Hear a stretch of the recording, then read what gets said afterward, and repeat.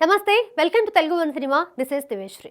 Man of masses NTR war 2తో తొలిసారి బాలీవుడ్లో అడుగు పెడుతున్న విషయం తెలిసిందే. స్టార్ హీరో హృతిక్ రోషన్తో కలిసి స్క్రీన్ షేర్ చేసుకోవడంతో ఇండియన్ సిల్వర్ స్క్రీన్పై మోస్ట్ ప్రెస్టీజియస్ మల్టీస్టారర్గా వార్ 2 నిలిచింది.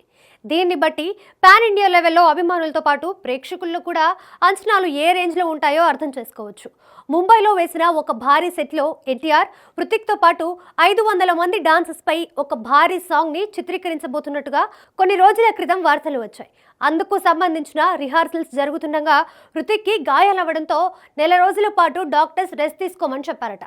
దీంతో సాంగ్ వాయిదా పడిందనే న్యూస్ బాలీవుడ్ సినీ సర్కిల్స్లో చక్కర్లు కొడుతోంది. మరి ఇదే నిజమైతే కనుక ఆగస్టు 14న మూవీ రిలీజ్ కావడం కష్టమేననే అభిప్రాయం కూడా సినీ విశ్లేషకులు వ్యక్తం చేస్తున్నారు. అయితే హృతిక్ గాయం గురించి చిత్ర బృందం నుంచి ఎలాంటి అధికార ప్రకటన రాలేదు. నిజానికి వార్ 2 స్టార్ట్ అయినప్పటి నుంచి నేటి వరకు కూడా చిత్ర బృందం అధికారికంగా ఏ విషయాన్ని వెల్లడి చేయడం లేదు. కనీసం ఎన్టీఆర్ హృతిక్ స్టిల్స్ కూడా బయటికి వచ్చిన దాఖలాలు లేవు.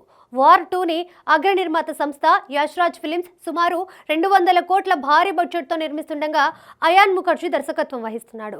కియారా అద్వానీ, జాన్ అబ్రహాం కీలక పాత్రల్లో కనిపించబోతున్నారు.